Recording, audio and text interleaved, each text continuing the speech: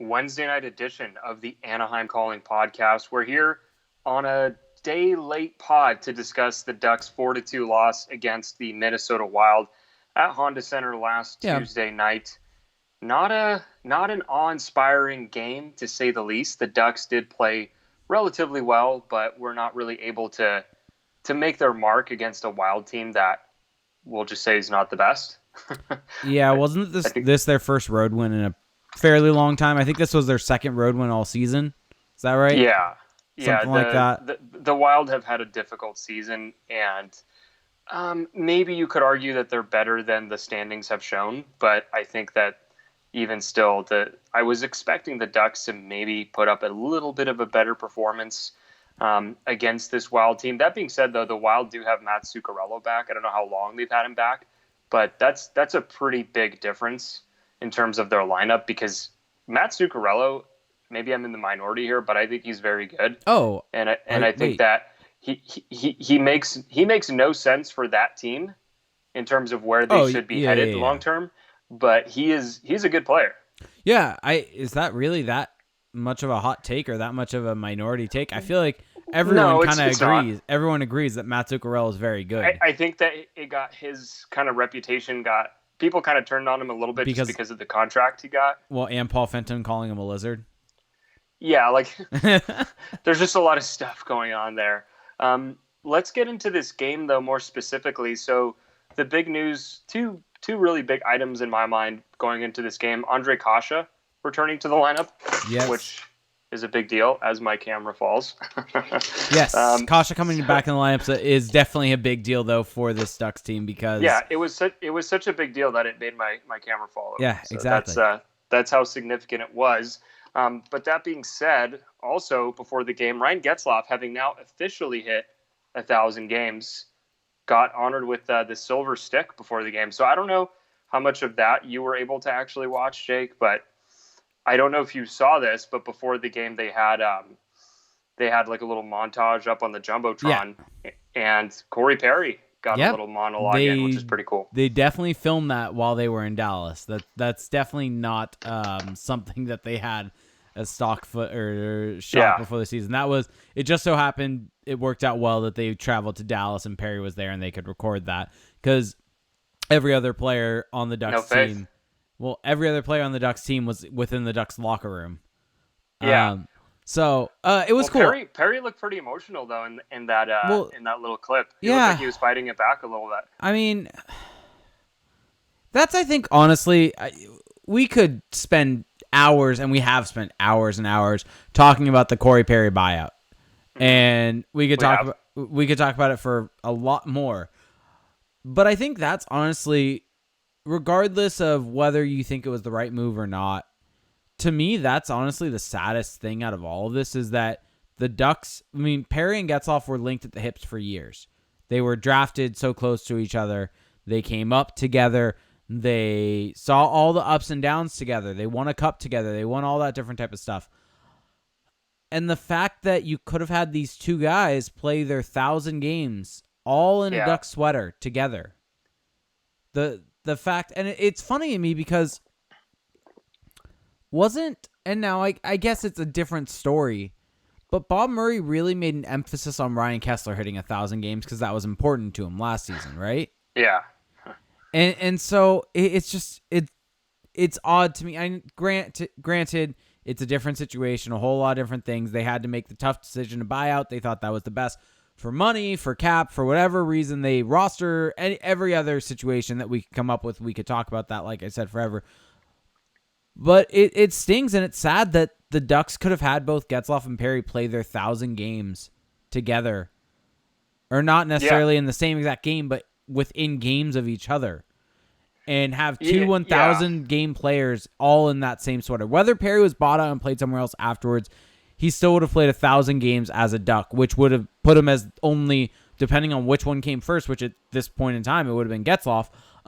It would have put him second, only the second person in franchise history to do it. And would have felt so right that it was Getzlaf and Perry being the two in franchise history to have that. But it just almost feels like Getzlaf was missing his running mate on this one, or will be missing his running mate on this one. And I mean, that's how it's going to be. That's the reality of the situation. That's not to take away from the celebration of Ryan Getzlaf. It's really cool. Yeah, he deserves this. We completely sad. Yeah, I mean, you brought up Corey Perry and how sad he looks, so I think that's part of it. And Getzlaf has even said it's sad. It's part of the reality of the situation, but that doesn't make it any less sad for him, for Perry, for all of them. I will say, so the celebration was cool. The video montage was cool. There's been a lot of good Getzlaf moments. I mean, my brain always goes back to kind of what our good friend Benny would say of Getzlaf has I'm Ryan Getzlaf moments and you're not. Or moments where he can basically say that, where anyone can be on the ice with him on the other team and they aren't going to be able to stop him from doing what he wants to do. He's going to either be able to fend them off the puck, be able to make a pass right through him. It's just there are times where he's Ryan Getzlaf and he's better than you. And there's no way around it. And it's just seeing all the highlights, seeing all the different type of stuff. It kind of really brings that to the front of my mind about how dominant Getzlaf has been over the course of his career. And it's a shame that this is part of playing in Anaheim, playing in a small market, a relatively small market team in hockey terms, that he's never probably going to get the appreciation from the NHL fan base at large. I think the hardcore hockey fans throughout the league know Ryan Getzlaf, know who he is. But the more casual league-wide fan... I think people know who he is because of the Olympics. But I don't think anyone holds him in high regard. I don't think anyone would put him as... Like, we consider him like first ballot Hall of Famer. See, or maybe not first ballot, but... I actually disagree with that. Okay. I know that there's this tendency among fans to kind of like, oh, no one loves our guy like we do, which is fine. That's totally fair. But I do think Ryan Getzlaf is held in pretty high regard around the league. I don't think people underestimate what he can do. I mean, obviously the appreciation is never going to be the same. Yeah, even for a guy like Sidney Crosby, who is still very good. No one loves him like Penguins fans love him, and it's kind of the same thing with Getzlaf, not to the same degree. Well, but I don't know. I think people still think he's a Hall of Famer outside of Anaheim. Do you think people in New York, casual fans, what you have to realize is that you're kind of so Ryan Getzlaf is the only thing that people actually know about the Ducks most of the time. That actually is true. So maybe you fair. Could say this about like Jakob Silfverberg. I guess my brain just kind of wanders to. I was at a Ducks Rangers game a couple years ago. I think it would have been maybe the 2015 or 2016 season, something like that. And I was sitting next to a Rangers fan, and he was actually a nice enough guy. Was just talking with me, and he was like, "Who's that number 15?" Like. Every time he has the puck, no one can take the puck off of him. Like, he's just so good. Like, who is he? And so I guess my brain just kind of goes to that. And now, granted, I'm kind of basing that off of one experience, but it's just my brain goes to that of like, is he known like like everyone knows Teemu Selanne? Yeah. Does everyone know Ryan Getzlaf in that same way? I don't think so. Yes, I think so. Well, Teemu Selanne's a bigger star. Teemu Selanne was just better than Ryan Getzlaf. His highs were higher. Yeah, and different personality, different, and you also have different. You have the goal scoring record as a rookie, all that stuff that Teemu had. Okay, let me ask you this. Now that we're just totally off topic, which is fine. Who do you think is held in higher regard around the league, Ryan Getzlaf or Joe Thornton? Joe Thornton, without a doubt. Yeah, I mean, but how like so? What would you say the gap is in perception between those two? Like, is it a big gap? Significant gap? Significant. But how do you feel about the gap between them, like as players? I think Thornton's the better player. But I think Thornton's the better player. I don't think it's significant. I don't think it's significant. Yeah, I mean, Thornton has more. I mean, I know it's not a perfect comparison because he's played way longer. Yeah. But Thornton has more assists than Getzlaf has points. Yeah. So. But I don't think that gap is significant. No, I think it's so. I actually disagree with that a little bit. I think Thornton is clearly better, maybe even significantly, but because we've kind of gotten used to old Joe Thornton, but we also forget younger Joe Thornton, who was great. Yeah.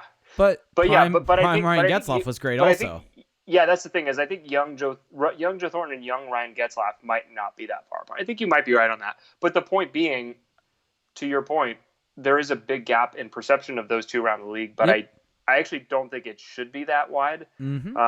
I mean, who's had the better career? Ooh, that's an interesting question because Joe Thornton. I know how a lot of Sharks fans would respond to this, but I'm curious what a Ducks fan would say to this. I would probably say, oh, that's a tough one. Does Joe Thornton have a Hart Trophy? He does. He does. And he has an Art Ross Trophy. And he's been to the All-Star game 4 times. Yeah, I don't care about the All-Star game stuff. I'd probably say Getzlaf simply because how much of that is about the cup? I think some like of 90%. Are we talking about NHL only career, or are we talking just hockey career at large? Because I think you factor in all the gold medals, you factor in the World Cup. Yeah, but Thornton was on those teams. Was he on all those teams? I don't think he was on all of them. He was on a good amount of them. Which 2010, 2014. Wait, was he on 24? He was on Sochi?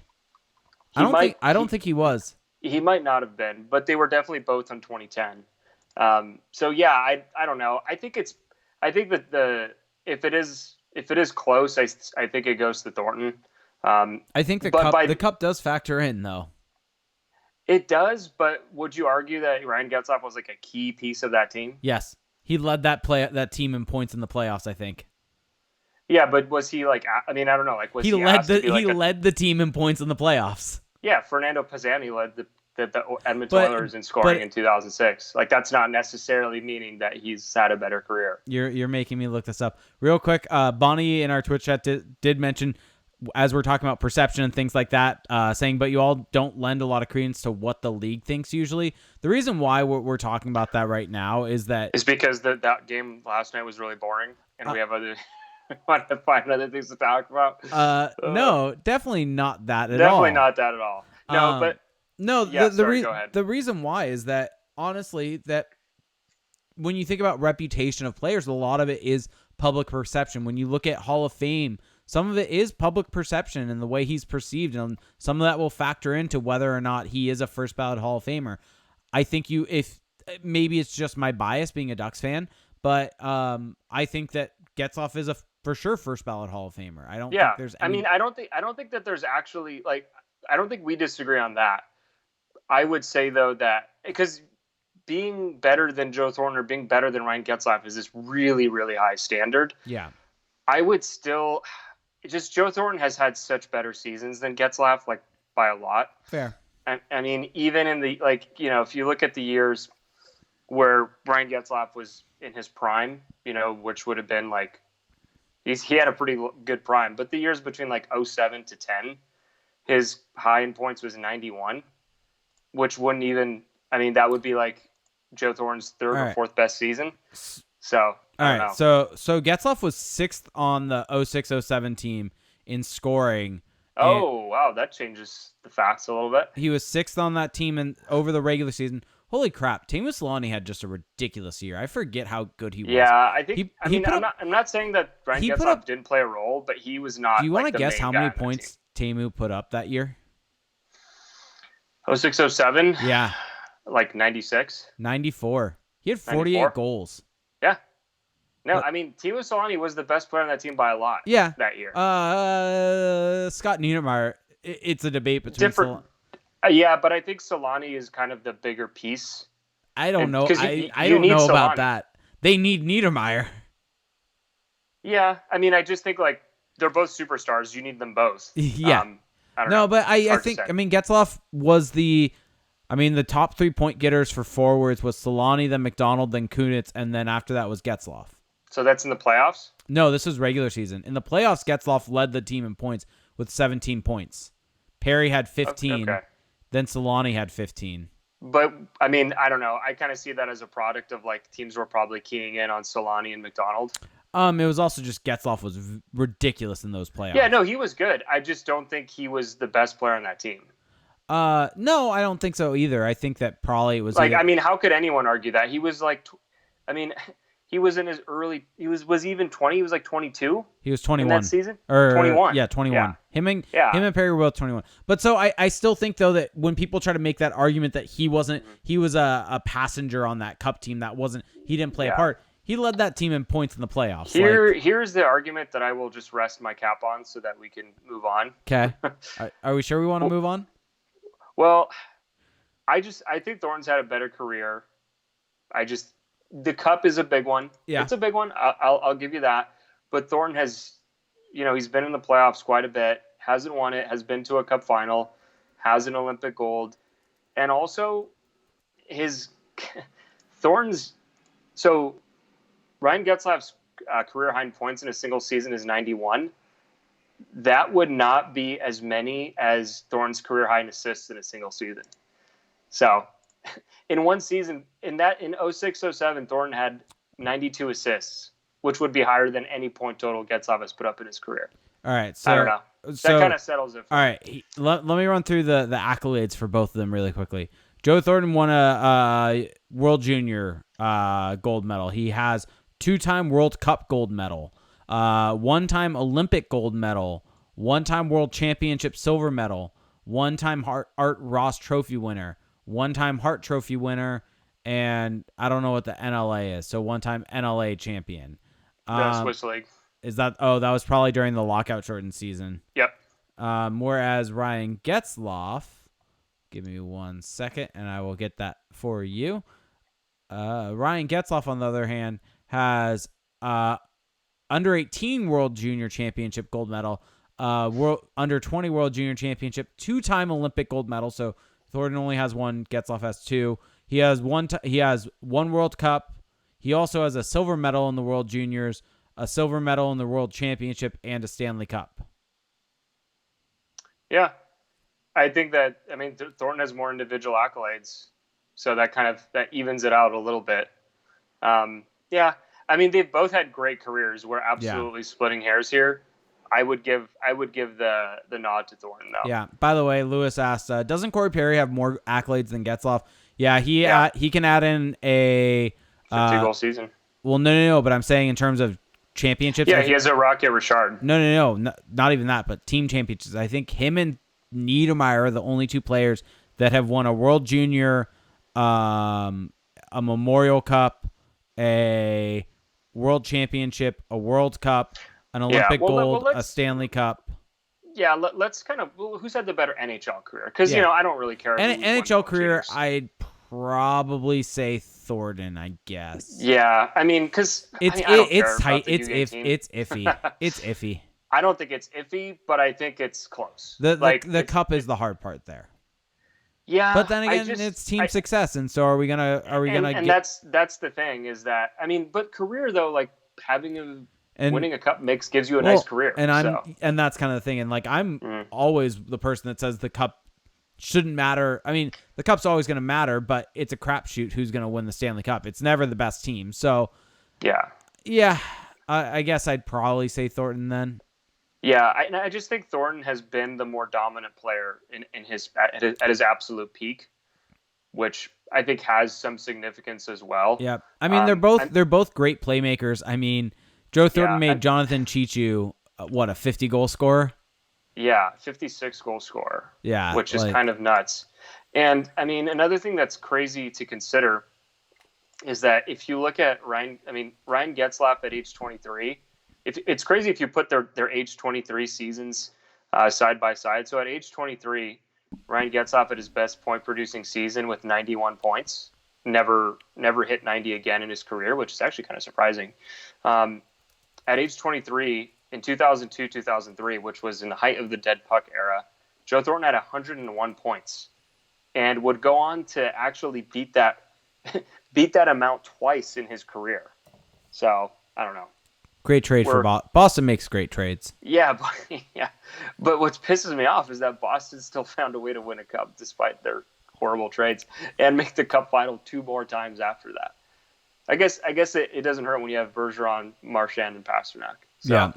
Anyway, we're going to head into our first break here. We have yet to talk about the game, which is fine. And on the other side, we will actually talk about what happened against the Wild. Okay, back from our first break here. Anything you want to add on this little random debate we just had? I think that was kind of fun. Not really. Ryan Getzlaf's very good. He deserves all the accolades. All of this to say, I don't know why we had to. You're the one who brought up comparing him to Joe Thornton. But I didn't think it would turn into this drawn out thing. Everything turns out into a drawn out thing on this show. Here is what I will say, though, and this might be a bit of a controversial take. You know who the Ducks could have used last night against the Wild? Corey Perry? Yeah. They, man, when the young guys are not bringing it, this team looks like a different team. Yeah, I mean, the young guys make up a quarter of the forward group. But my point is that they're so dependent on those guys. Oh yeah, there's not. Who are we who are we considering young guys? Well, I'm putting Terry, Comtois, Steele. I'm not really counting Jones because he's a fourth liner right now. And maybe you could add in Kasha. I mean, maybe you could add Kasha in there. But when those guys aren't like legit NHL forwards, they look more like younger guys who are figuring it out. Mm-hmm. It's a lot harder for this team. And I think that it's just hard to say, that's what's kind of frustrating to watch right now with this team is that, and I guess that we're kind of spinning it ahead, but I'm assuming by the time you're listening to this podcast, you probably know what happened with the Wild game, so we don't need to go too deep into the recap. But what's frustrating to watch with this team is that there's all these competing goals, right? So they still want to be good now, but they also want to develop the young players. And so you're going to sacrifice some present good for the future good. But then at the same time, you're sacrificing some of the future to be good now because they're still sending guys down.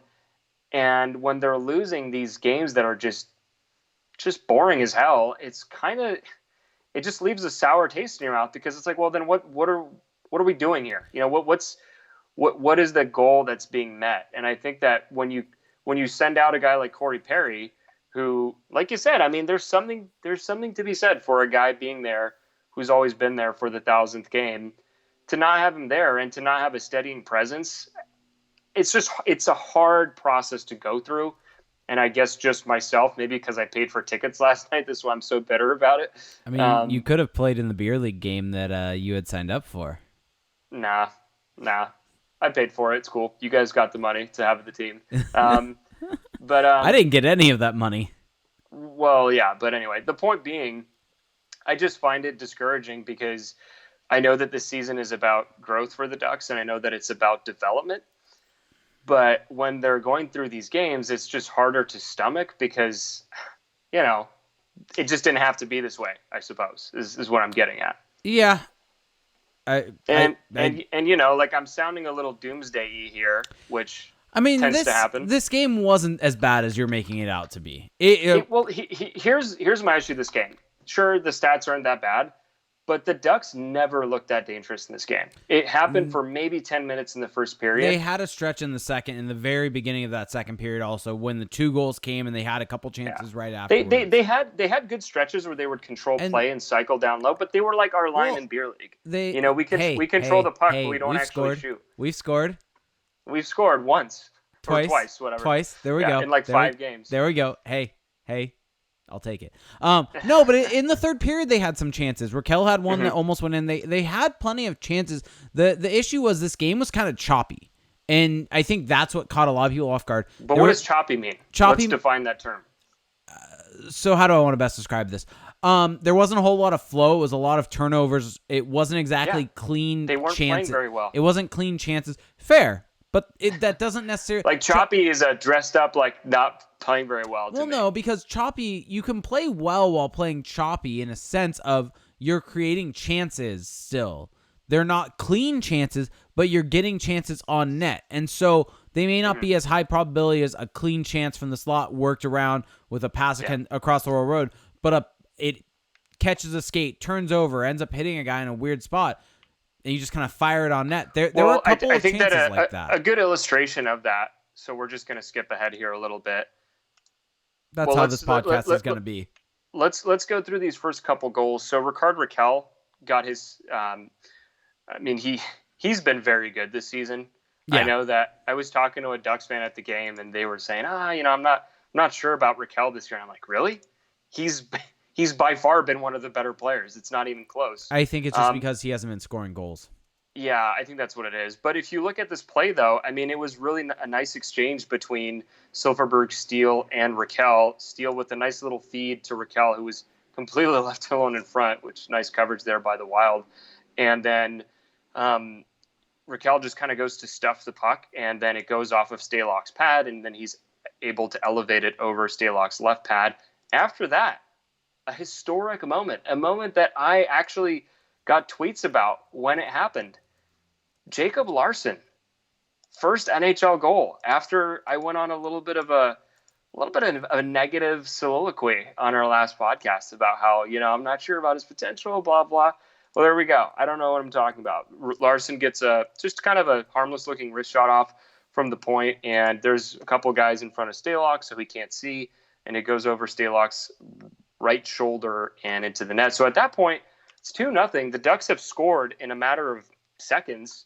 They just had a good first period. And at that point, you were thinking, okay, this is going to be a nice, sustained effort type game from the Ducks. And instead, you could argue that the Wild kind of then they had to push back. And then you saw the outcome of that. Yeah. And I mean, the one thing I will say about that flurry there from the Ducks is they did have one more chance where Jones has a glorious opportunity and just isn't able to finish. And Henrique also almost scored, I believe, in the first period. Yeah, but this was right after the Larsson goal. Within a minute or so of that Larsson goal, Jones gets a chance right in front and isn't able to elevate the puck and isn't able to finish it. Great, glorious chance, but it's kind of what we've seen from Jones a little bit this year. Can't finish. It's what we've seen from him in his career. I mean, last season and this season now. Yeah, but so if that goes in, then it's 3-0. But the Wild, I mean, as you can kind of expect, they're down 2-0, flurry of goals. They start to push back a little bit in that second period, and they hem the Ducks in their zone. And that was the biggest issue on the night, is the Ducks would get caught in their zone and kind of be kept in there for extended shifts and significantly long shifts at that. And I mean, you can see that Rowney, Grant, and I believe Jones at various points in time in that second period were stuck in their own zone for a minute or two at least, continually. And that's a line that we've talked about and harped on, that Grant and Rowney together have just been getting shelled. They've just been getting all the shots against them. And they have, although the first goal of the night for the Wild would actually come when when Steele, Comtois, and Silverberg were out there together. And this was really bad defensive coverage from Max Comtois. Just kind of gets stuck out in no man's land at the point. Doesn't even notice Kevin Fiala until it's far too late. Makes a very lackluster effort to even get back to the spot. And the Ryan Suter is able to thread the needle. Ducks are just totally puck watching. That being said, though, I mean, the other four guys seem to be doing their job. Comtois just was totally out to lunch. Looked like a rookie there. Gets to Fiala, who's able to bury it home. So, yeah, I mean, the fourth line wasn't good, but the Ducks had some lapses just overall as a team. It wasn't just the fourth line. Yeah, fair. And then after that, here I am, defending the fourth line, the defender of the fourth line all of a sudden. And then after that, I don't even know you anymore. And then after that, of course, this was, I think this was really the turning point, though. This is something that honestly just kind of cemented where this game was going. Ducks get a power play at the end of the second period, and then that carries over into the third period where they have a clean sheet of ice to work with. They really got nothing on this power play. I mean, it was a lot of just cycling, trying to work it around. It looked like they were almost just scared to lose the puck. Like they weren't even concerned with creating offense. They were just working it around the boards. And then I believe it was, let's see here, Adam Henrique just kind of turns it over, and then it goes over to Joel Eriksson-Ek. And then right as that turnover happens, the penalty clock expires. Matt Zuccarello jumps out of the box. Eriksson-Ek picks his head up, sees Zuccarello, gets it all the way up the ice, and Zuccarello comes in all alone, gets Gibson 5-hole. I mean, sure, 5-hole never looks good, but it's a breakaway. Yep. And that would make it 2-2. And although there's still plenty of time left, this is where, I mean, the Ducks did have some decent moments, but to me, it was a really bad, just kind of exclamation mark on that little stretch of the game there. Yeah. And you could argue it's a little bit of bad luck, but when your power play is operating where they're not really looking to create offense, they're just working it around the perimeter. I don't know if I'd call that bad luck necessarily. That's just poor. I would say that's poor play, because you're turning the puck over. You know where the penalty clock is, or at least you should have some idea where that penalty clock is. And one of the defensemen should, or if there's only one defenseman, someone should know what's happening on the ice and be able to get back into the neutral zone. So I don't know if I'd call that bad luck. I think that's poor awareness by the team. Okay, good. Well, so I'm not the one that's going to have to say it. Cool. And then just 3 minutes later, and this is another example of the Ducks just really not focusing in their own zone. I don't know why I'm using all these terms that I never use, but here I am. I guess when you're at the game, you just formulate different opinions. You get a different experience than when you watch it on TV. But the Wild controlling in the Duck zone, and Eric Stahl gets left all alone in the slot. Yeah. Terry, not great Getzlaf, from Terry. Lindholm just puck watching, not moving their feet. And I think the worst part about this play is that Terry actually skates by Stahl. So he sees him and then keeps skating and then just kind of covers the middle, not covering anyone. And then it gets over to Stahl. That being said, it is a really nice pass by Jason Zucker. There is that to acknowledge. But the worst part is that Stahl, it's actually not a great pass for him. He has time to control it, get down on one knee, and then lift it over the pad of Gibson. I mean, that's just a disaster. And that cost the Ducks the game, because after that it was 3-2. Yeah. They pulled the goalie with just over 2 minutes left. And immediately, as soon as the goalie gets pulled, this was a little deflating, because at that point, I will say that the Ducks had put on a bit of pressure. They were actually pushing a little bit and getting some chances.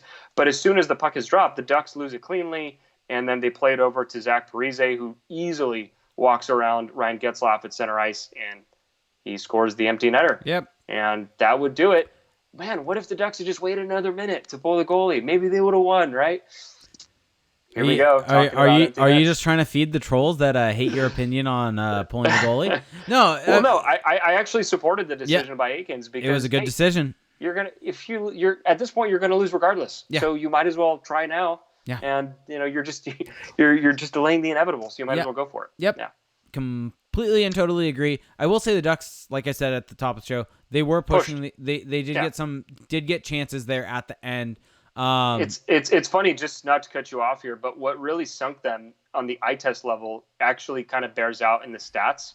It's that middle of the second period to about the middle of the third period is where they weren't playing their game, and it really cost them. And so, if you kind of zoom out, what do you really take away from? Do you focus on the good, the bad? Obviously, it's going to be a combination of the two. Maybe on some nights the Ducks win this game, but it just wasn't a concerted enough effort, I think, for them to guarantee the win. We saw, the thing is, and this is kind of, I think, where the best way to describe this game, outside of trying to use terms like choppy, there were stretches where they looked great. And then there were stretches that they looked bad. In those stretches, in the stretches that they looked great, they created good enough chances to be able to score enough goals to win this game. The issue is when they look bad. Now, granted, the chances they gave up weren't amazing, but the Wild still were able to find the back of the net. And that's the issue, is that it wasn't a consistent effort. And I think that there have been issues so far this season with maybe the first period being bad, and then them finding their legs and then building into the game, and then the rest of the game being really good. This was the opposite, where there was maybe a small stretch that was good, and then it was kind of bad, and then kind of good, and then kind of bad, and then kind of good. And that's kind of the issue that you'll find. And so the stats end up looking pretty all right, and that's kind of what I look at. And like I've said, it's a process this season, learning curve for them, but the stats bear out to be decent with both shot attempts and scoring, chance, and quality and everything like that, because over the stretches that they were good, they created really good chances, and they scored some goals. They probably should have scored one more, to be honest. But that doesn't change the fact that this game was choppy. Here's what was interesting about the game. So Dallas Aikens, once again, mixing up the lines to some interesting results. With Andre Kasha being back in the lineup, he put back together the line of Ritchie, Henrique, and Kasha, and we would see that kind of get jostled around as the game went on. Henrique would play stretches with Raquel and Silverberg. So there was some shuffling around, but when Kasha and Ritchie and Henrique were together, they were quite good. If you look at the numbers, winning the shot attempt battle, actually 2-1, so it was 12-6 overall. And then the expected goals for percentage, 52%. So they were controlling when they were out there. And that's a line that's been good for the Ducks in the past. This is not new to this season. And I like the idea of putting Richie and Kasha with Henrique, just because that's kind of a stable middle of the lineup line that you can just put out there and know things are going to be okay. And then that gives Ryan Getzlaf a little more freedom to be a little more offensively minded. The problem is Getzlaf with Comtois and Terry got blasted. I mean, the numbers are just terrible. It was not good. It was terrible. And look, I like Max Comtois as much as the next guy, but and maybe I'm a little biased here, but I don't see Getzlaf being the problem on that line, and I'm not sure how much of Terry is the problem on that line. Small sample. Yep. But Comtois looked bad with the eye test, just looking defensively, and he hasn't been very noticeable the last couple of games, and I wonder if the clock is starting to tick a little bit. So we're not into full question mode yet, but Bonnie had a question that kind of goes along with this. How many times have we said that this season Comtois was not ready / awake / prepared? I mean, I don't know how often we've said he was just blatantly unprepared, but he's looking a little raw. He's looking a little like this is his first time actually being asked to do stuff. Because, junior, he's always been the biggest, best guy. And that's a big transition to the NHL. It's a different world. You're being asked to do stuff that you just didn't have to do in junior. And I'm not saying that he was the problem last night. Terry's 5-on-5 numbers this season are actually not that great. So maybe Getzlaf and Terry is just not a combination we're going to see work in the near future. But, if you put like a Richie on that left side, right, or a Raquel, I think that you're going to see better results. And so I don't know. I don't really know what to make of it. But if this is at all a meritocracy in the way that Dallas Eakins is handling his youngsters and the way the organization is handling their youngsters, well, I don't know how much longer we're going to see him with the big club. Yeah. Is that too hot of a take? Is that too spicy? No, I don't think it's that spicy. I just think we're getting there. We're getting to that boiling point. point. I mean, we've talked about it multiple times that it doesn't make a whole lot of sense to have both Jones and Comtois on this roster. And here's the thing. I know that we bag on Max Jones a little bit because of the penalties. Yeah. But his on ice shot attempt numbers, both individually and with his team, with his line mates, are actually pretty good. Yeah. He's having a good season.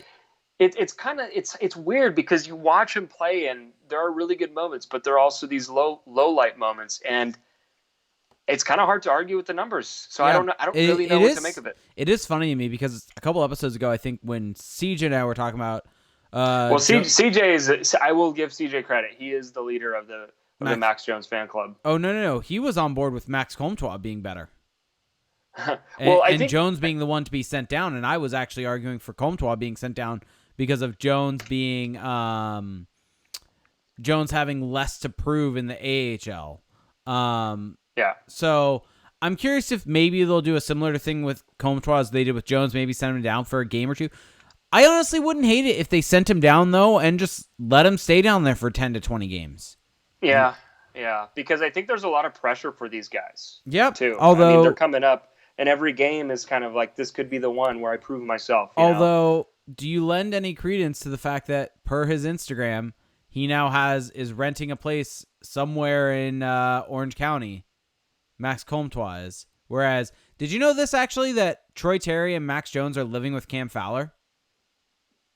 I did not. We're delving into some interesting territory here. I heard that. They said that on the broadcast at one point in time because they were talking about how the fact that Cam Fowler lived with Scott Niedermayer when he first broke into the league, so he wanted to pay it forward by having Jones and Terry live with him. Yeah, I mean, that is certainly interesting. On the other side of our second break, maybe some more Instagram scoops, and we're going to get into some listener questions. Okay, back from the second break. So I don't know how much I read into the fact that he rented a place in Orange County. Because if you look at what Max Comtois is making at the NHL level, he has some money to throw around. Well, I'm just saying. Here's the reason why. And this is not getting too tinfoil hatty either with this. It's pretty tinfoily. It's a little bit. It's a little bit. It's but been a bit more of a tinny podcast. Hear me out on this. Guys that are going to be up and down throughout the season usually will be staying in a hotel, and then it's not until that they're given the green light to find a place full time that they will go to do that, and that has to be something from the organization. So I wonder how much of this is that. Maybe it's something where they think that he'll be with the Ducks a significant amount of time, so maybe he'll only go down for a game or two here and there to get some games in, and then he'll stay wherever in San Diego, but he still has his place in Orange County. It's possible. I mean, looking at his salary in the NHL, he's making $700,000 a year. So renting a place in Orange County might not be that big of a deal for him. Yeah. I don't know how he's choosing to spend his money. But I mean, guys who have come in have had to get hotels, but that's just kind of standard practice in the NHL, which probably isn't cheap either. It might be cheaper to just rent a place than to stay in a hotel. Well, if you're staying in a hotel, the team foots it. The team pays for it. Yeah, I don't know. Okay, so here's the thing though. Let's assume that that's true. Let's assume that not only has he rented a place in Orange County, but that he's like staying here for the rest of the season. That's an interesting decision by the Ducks because I think there's an argument to be made. He needs a little more grooming in the AHL. I don't disagree there.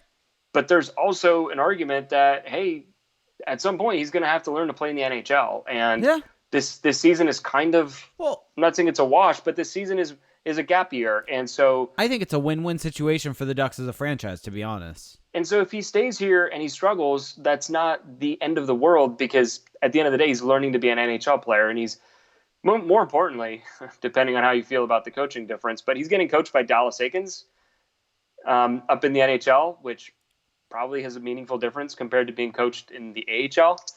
Something to consider. I don't know. Okay. Anything else you want to add about last night's game? Things that stood out, players that look good to you? Here's one thing I'll say. Congrats to Jacob Larsson for scoring his first NHL goal. Congrats to Jacob Larsson. Proving Felix wrong. I stand corrected. I know nothing. just lay it on me here. But Sam Steele, what I found interesting about Sam Steele's game last night is that he had some really good numbers when they put him with Silfverberg and Raquel, as one would expect, playing with the Ducks' two best wingers. Should be a thing. Yeah, but he's another guy who I'm just starting to wonder a little bit because his same thing with Terry a little bit. His on-ice numbers are not very good, and the team has swapped him at wing now. So I wonder if he's another guy who maybe could benefit from the AHL, or if you're the Ducks and you're just accepting, hey, this is a season where young guys are going to have their ups and downs. And at the end of the day, and wherever we end up in that, we're okay with it. And one of the things I'm kind of thinking through right now is, granted, I haven't really looked at progression in terms of guys throughout their careers in terms of shot attempt metrics to see if they were poor in the beginning of their career and then is that a predictor? It trends upward, or if there is a trend of guys early on in the careers kind of having poor shot metrics, but eventually kind of having to learn how to play in the NHL. And so that's not, we use these metrics to be able to predict how guys are, or not just predict kind of future performance, but also to be able to analyze how they performed, try to look at, piece together the entire game outside of the goals. And I think the issue that we kind of have right now with these kids is how much of it do we use to project how they're going to be and if they're good or bad, and how much do we just simply have to say is, well, they're young, they aren't going to be the best in the league at driving play. They're going to be learning how to go through it. And so and they're also not playing. I mean, Ryan Getzlaf at age 34, you can't expect him to necessarily be a play driver. Adam Henrique hasn't been a play driver in his career. And they're not getting completely sheltered either. Well, no, that's what I'm saying is that they're not getting sheltered because they're having to play with NHL guys, but those NHL guys are not necessarily play drivers either. And so it's, again, hard to say. If you were to just put an average NHL player in place of Troy Terry, would that line be significantly better? I mean, who knows? I just think it's pretty clear, though, watching them, that there are some growing pains. Yeah. Troy Terry, he's a very talented player, but there were 2 opportunities in that game where he could have just gone straight to the net and gotten a great shot off and passed it up or made an extra move. And that's actually something that Dallas Eakins criticized Max Jones about in a quote that he gave to the media. And I actually thought this was a very interesting quote because it was. Because he specifically said what he wanted the guy to work on. It wasn't like, well, he needs to compete harder, or I love that Dallas Eakins is with the media doesn't play games. Well, the funny thing is that actually, like, that settles it. There's no more questions. Part of the and I don't want to blame players and coaches, but part of the reason that media speculates or comes up with narratives is because they don't have. I mean, it doesn't justify what they do. But part of the reason that it happens is because they don't have specific information to work with. Yeah. And so they're left to their own shitty hot takes, just like sometimes we do. Yep. So I think that ours are fun. Ours are fun, and they're not mean-spirited. But so when a coach says, hey, I think this guy should, the things that I want to see him work on are X, Y, and Z. And in Max Jones' case, hey, he's making too many moves out there. We need him to shoot the puck, and we need him to kind of simplify his process. That is not only good advice, but it's also kind of factual if you just watch Max Jones play. Let me ask you this. And I think it also applies to Troy Terry. Let me ask you this. So, as you said that, do you think that there is a different standard, though, for Terry and Jones because of... I think there is. Well, no. I think there's a significantly different standard between the two. But I think that it is warranted because I think that they are very different players. Max Jones is a guy that is... he's a guy that wants to take his own shot. I don't think you see Max Jones pass up the puck that much. He's a guy that if he gets it into a dangerous spot, he's looking to shoot. And so I think that's what Dallas is saying is that he's trying to make a couple more plays to get to a more dangerous spot where in general, just get yourself and put it on Take net. what you have. Whereas I think Terry's a different story because we've seen it. He'll shoot, but he's more of a guy that's looking to make the pass. And I think that warrants itself to kind of the guy that's trying to dangle, the guy that's trying to get himself to a spot where he can draw guys to him and then dish it off to someone. But I think it's a little bit different. I think he has a really good shot. I think fair, he needs fair. I still like it's crazy, but I still think he still needs to shoot more. He's shooting more than he was last year, which is a big improvement, but he still needs to shoot more. Fair. I think that he has a really good release. He has a really good snappy release. And he just needs to utilize that more. That's true. So yeah, I mean the young guys, again, like I was saying at the beginning of the show, this season is going to ebb and flow with the young guys because we know what we're going to get with guys like Raquel, Silverberg, Henry, Getzlaf. It's where the cookie crumbles for the Ducks is going to be with the young players. One thing I do want to mention, which is not a hot take, by the way. One thing I do want to mention with the young guys is the way I view younger prospect type players breaking into the league is they're just not going to have the same consistency night in, night out that a more veteran player is. That's something you kind of learn as you go. It's something you learn in life. Yeah. It's not just hockey. True, completely. Yeah. And what I want to see out of these kids, and this is what I find the most important thing, is that just show me flashes of what you can do. Give me some sort of flash of something that you will consistently provide going forward. And I think we've seen that with Steele. We've seen that with Terry. We've seen that with Jones, and we've seen that with Comtois. And so I think from that perspective, I'm happy because you've seen what they can all do. Yeah, that's fair. Yeah. I think with Comtois, though, his flashes are not flashing a whole lot right now. But yeah, I mean, but it's the ebbs and flows. I mean, you look at the standings, the Ducks are at the 17-game mark. So it's starting to become real. We're slowly approaching the quarter pole. And you look at the way this team is looking right now, 9-7-1, 19 points in 17 games. We're gonna do our reflections at the 20-25 game mark, but as a brief 19 points in how many games again? In 17 games. Yeah. That's on pace for a 91-point season. So which maybe makes the playoffs, which is almost exactly what we expected. We said they'd be a fringe playoff team. They'd be in the race. So honestly, this is exactly what we expected from this team to be. Like, we expected them to be able to go on streaks like they did at the start of the season. Mm-hmm. We expected them to have some bumpy roads. This team is a better team than they were last year. Yes. But they're not. But what we're learning, I think, is that the degree to which they can be better, we're learning what that gap is right now. And I think the one thing that they have... There's going to be games where it looks like they're taking flights, and there's going to be games where it's like, okay, this is a process. I think the one thing from a standings perspective that the Ducks have going for them is that I don't think John Gibson has been outstanding to start the season.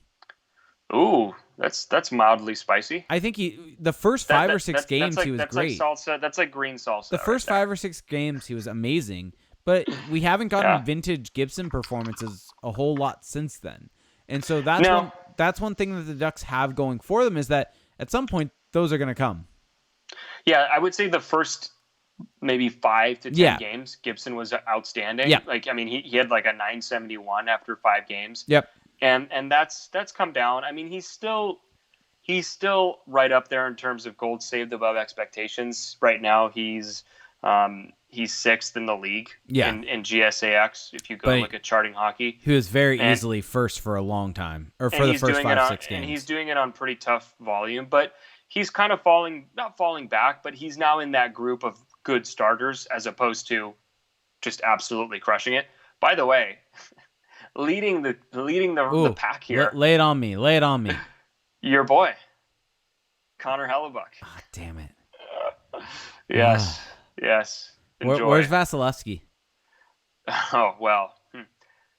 He has a negative GSAX. Oh, that's the victory lap I want. That's the real one I want.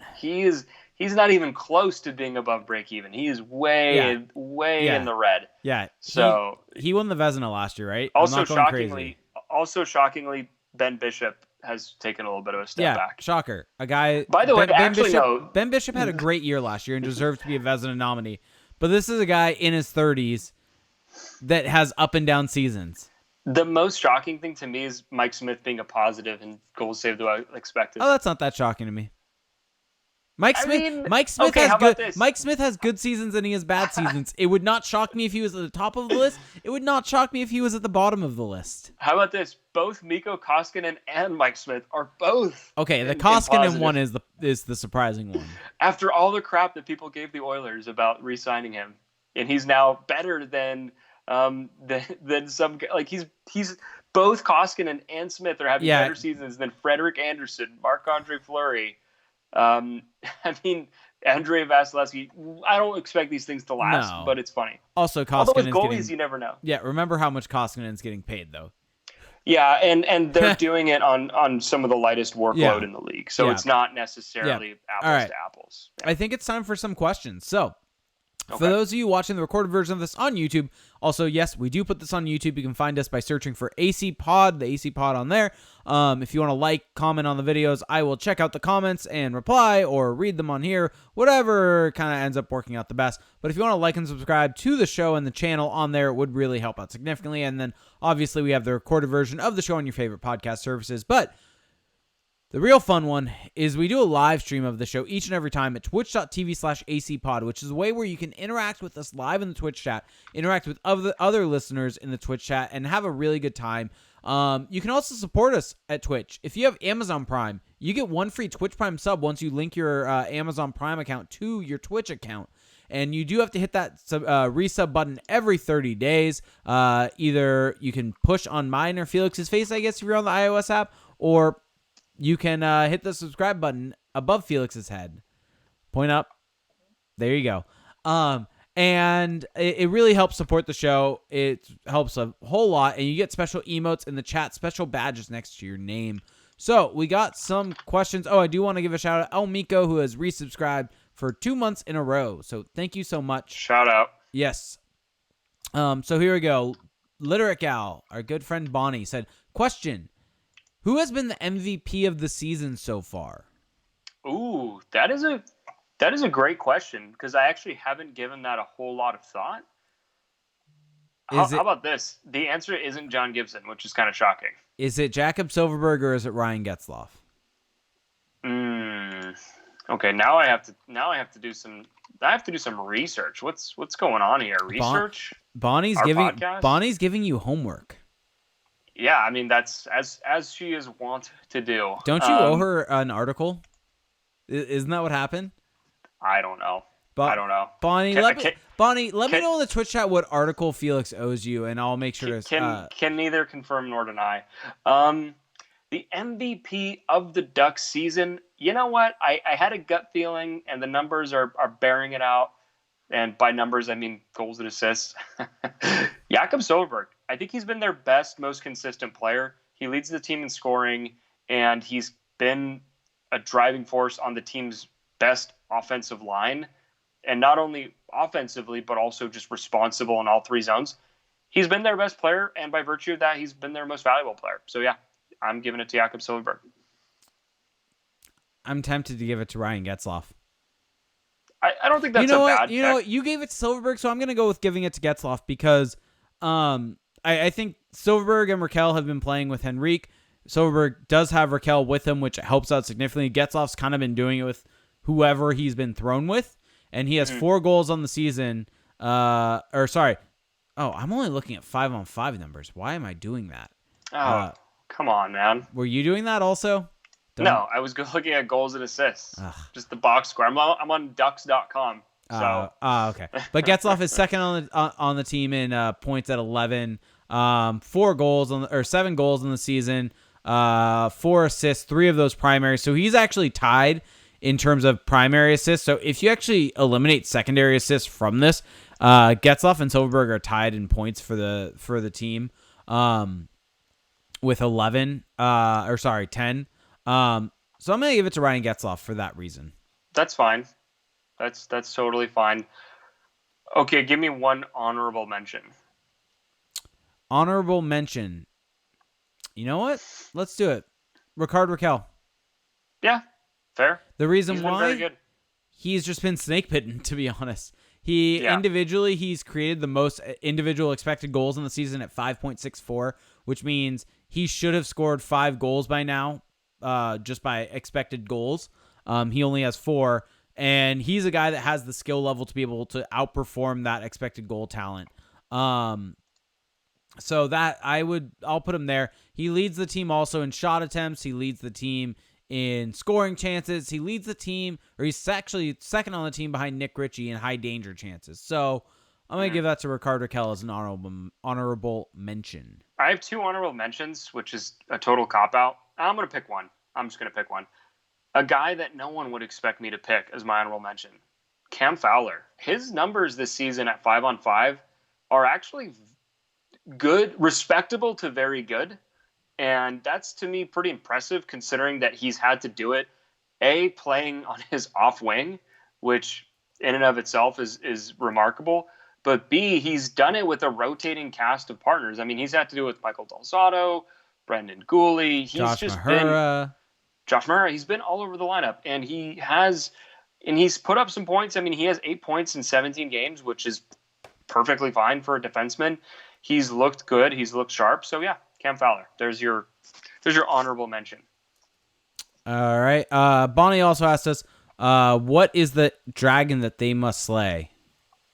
The dragon, the beast within. Yeah, I don't know. I don't. My expectation for the season is to just enjoy watching games. So yeah, I don't know if there really is a dragon that they must slay. By the way, I have a tall tale from my experience at Honda Center tonight. Well, by tall tale, it's not. That means fake, but this actually happened.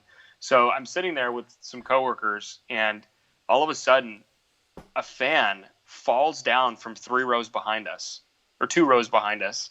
Just some drunk guy just fell down in like the 400s and just crashed right in front of us, and somehow missed both the person and I that I was sitting next to, and just completely splattered everywhere. This was like a pretty big guy.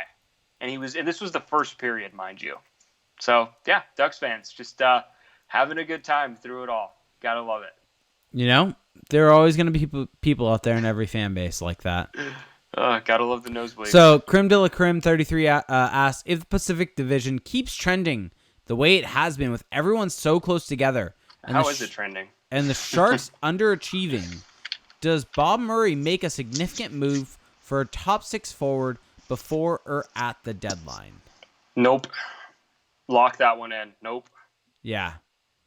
It would make no sense to do that, even if the Ducks were pushing. Like, this is a season. This is a house money type season for the Ducks, and giving up future assets wouldn't make a whole lot of sense. I mean, hey, talk to me at the trade deadline. Maybe I'll have a different opinion.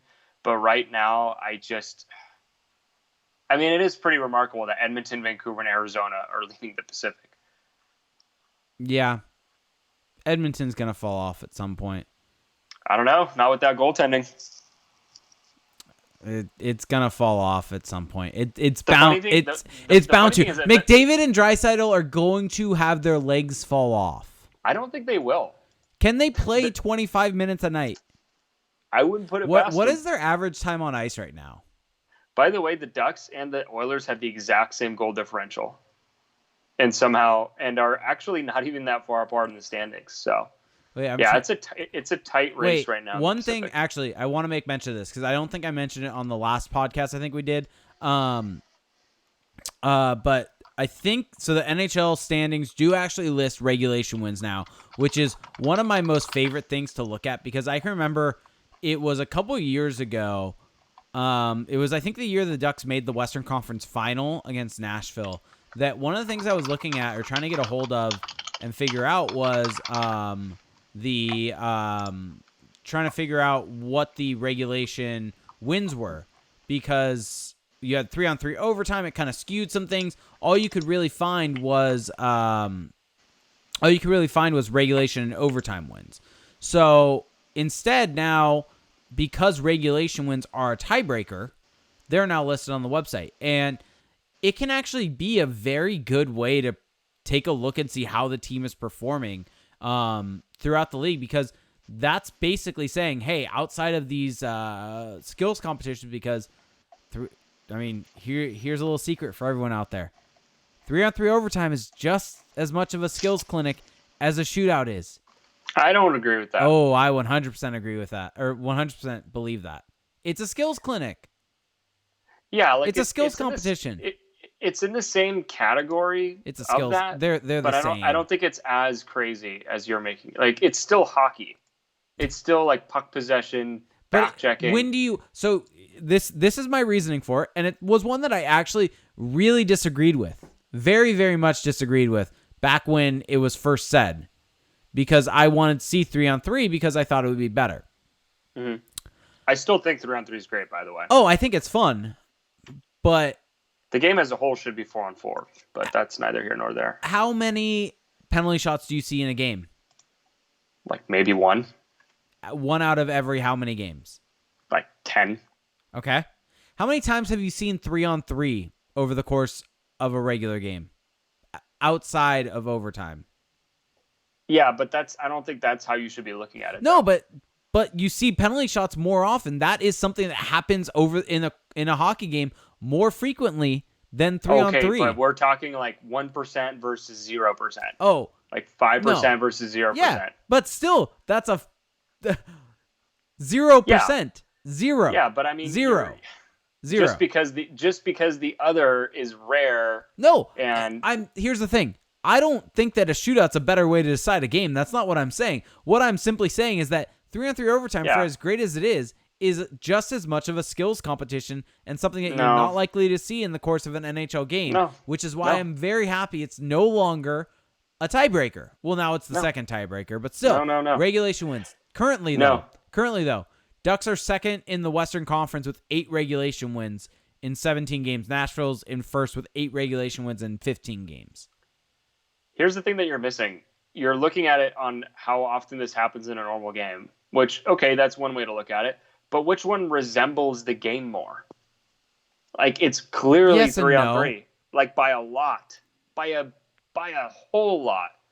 Do 3-on-0s happen ever? Like, as C Monkey said, in the Vancouver St. Louis game, there was a 3-on-0 against Markstrom. But how often does that happen in 3-on-3, though? Like, come on.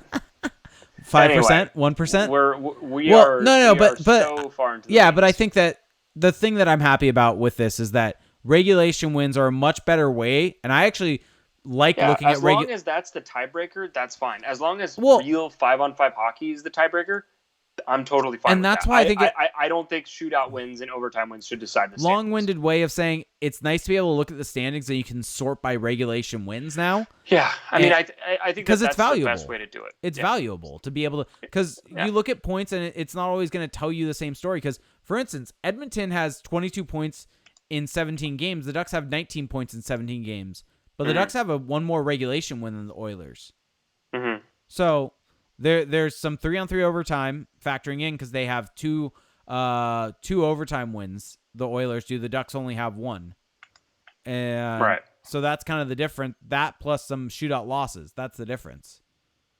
Right. Or overtime losses. So, what was I? Oh, there was a question that came up that I did want to bring up, and we'll end with this one. Anime Holics D94 asked us, which NHL play-by-play commentator can you not stand and would rather mute the game than listen to him outside of Jack Edwards? Wait, what? Sorry. Okay, sorry, go ahead. Which NHL play-by-play commentator can you not stand? Ooh. And that you would rather mute the game than listen to them outside of Jack Edwards? Yeah, for me, the answer, although I don't know, there's like 2 or 3 that I really just can't stand, but the Florida Panthers, it's just not good. That voice is just way too much. Respect the work these guys do, but the broadcast that they have, especially with Dennis Potvin as the color commentator, who just literally cannot. Although, as someone who does a podcast, I have nothing against like having your opinions and expressing it, but when you're broadcasting a game, it's a little different because you're trying to, as the commentator and the color commentator, you're kind of the bridge between the fan and the game, and so when all I get are your just like old rotten takes from 1980 over and over as you're constantly cutting off your play-by-play guy, I can't stand it. Now, I don't think Potvin is actually on their broadcast anymore, but when he was, it was easily my least favorite. Yeah. Without really putting a whole lot of thought into it, I'm going to say Jim Fox. Wow. That's the easy one. That's the easy one as a Ducks fan. I think the worst are the Avalanche commentators. Oh, yeah, they are. Although they're such homers. Let's be real here.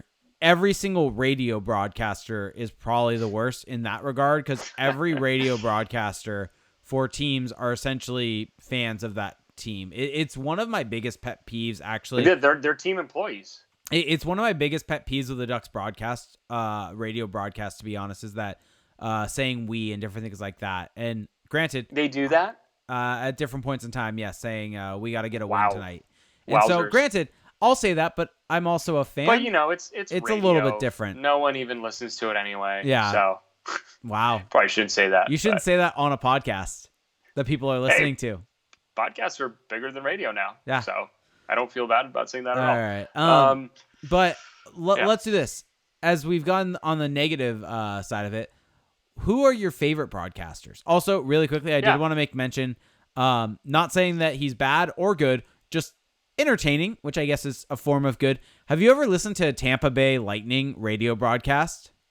No. Phil Esposito. Can't do it. Is the color commentator. And it's like cannot do it. It's like listening to your grandpa be the color commentator.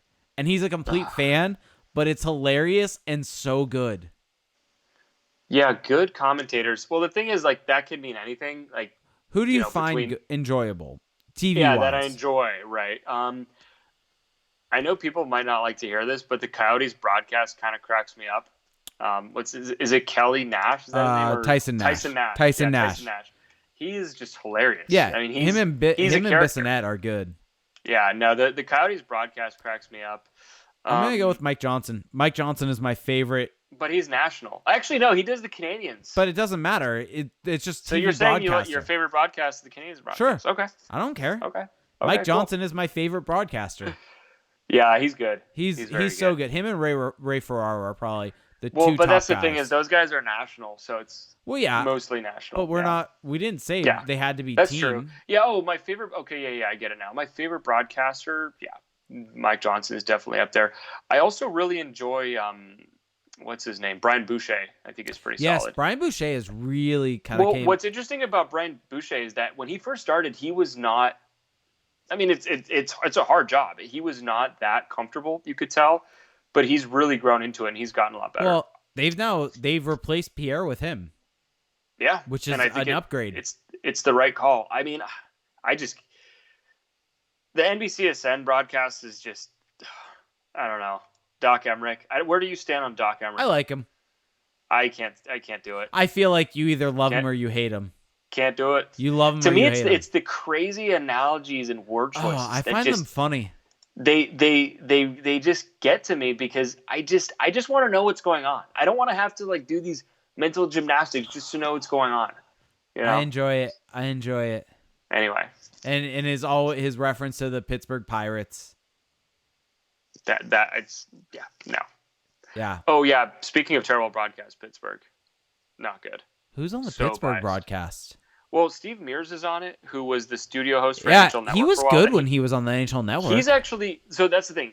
He's fine as the play-by-play guy, but it's the color commentator. The color commentator is always the one that's going to make or break it. Well, see, I think like for the Ducks, Hayward has done a good job in terms of kind of finding a balance. There was a little stretch a couple of years ago where I think he was riding the refs a little too hard. And you can tell he's put some effort in to kind of rein it in.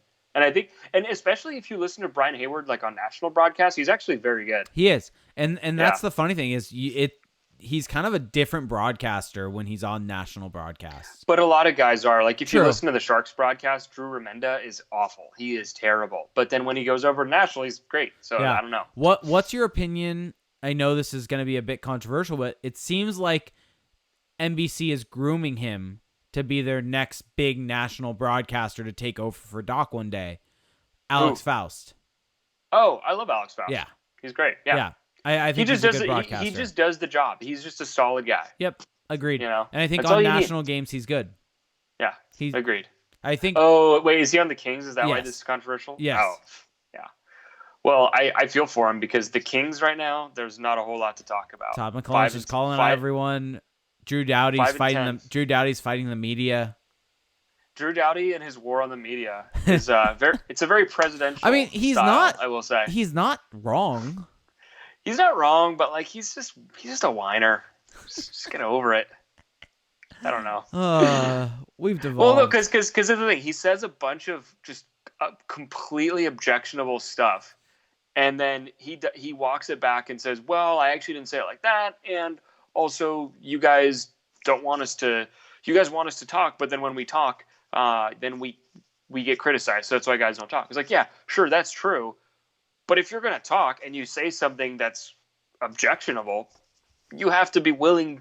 You don't just get a free pass because you're being open and honest. You got to pay the price for what you're saying, as we do on this show. The high level of scrutiny that we receive on this show. Anyway, we should probably wrap up as Jake is, I don't know. I'm tired. Staring off the space. I'm tired. It's secretly 11:30, so we should probably bounce. Okay, well, thanks to everyone for listening. This was a fun one, a day late pod. Also, Josh Mahura said down. I just want to make note of that. Tuesday, depending, Sunday or Tuesday games may become day late pods simply because we do have our beer league games. So. Correct. Just for reference out there. It's fine. I don't think people are heartbroken over this one. But they're gonna come at us with pitchforks and torches. Yeah. So the Doc Emmerich arsenal. Definitely make sure to check out our Patreon page though. That's patreon.com/acpod. For $5 a month, you get 2 bonus episodes. For $1 a month, you get access to our patrons only exclusive chat. I would recommend that you become a patron within the next couple of days because we're recording a bonus episode this weekend, and it's going to be a lot of fun. If you enjoy these kind of later segments of our show where we kind of just riff a little bit, if you enjoy that, well, you get an hour of that with our bonus episodes. So they're a lot of fun. We find quizzes for each other. We do a lot of interesting. It's a broader range of topics too, which is kind of fun. Should I talk wrestling on Saturday? We'll find out. I would. I almost weirdly enjoy listening to people talk about wrestling now because I just have absolutely no idea there are some good what is podcasts. being said. There are some good podcasts out there. I have no idea what is being said, but I also know that what is being discussed is absolutely ridiculous and fake. So it almost like I almost admire just the passion that goes into it. There are Anyway, some good wrestling podcasts out there you should listen to. my rotation is full. Masked Man Show, Cheap Heat, What Culture, very good shows. By the way, you should add our podcast to your rotation if you haven't already. Make sure to check us out on Apple Podcasts. Make sure to subscribe, and if you've been enjoying the show, leave a rating and a review. Definitely helps us get noticed. Also, check us out on Spotify, Stitcher, and YouTube, wherever you get your podcast, really. Jake is on Twitter at ReindeerGames91, rocking a new professional profile picture. So go shower him with love for that new pic. No more surfing pictures. I miss it. I decided to not be as big of a goofball as I usually am. No more surfing picture. I am on Twitter at Felix_Sicard. I will have an article up by the end of the week about the Ducks youth movement and where it is sitting. Check that out. Also check out AnaheimCalling.com at AnaheimCalling on Twitter. So that is going to do it for us tonight, guys. Thank you so much for listening, and wishing you a good rest of your week, since by the time we record again, it'll be Sunday evening. Talk to you then. Bye.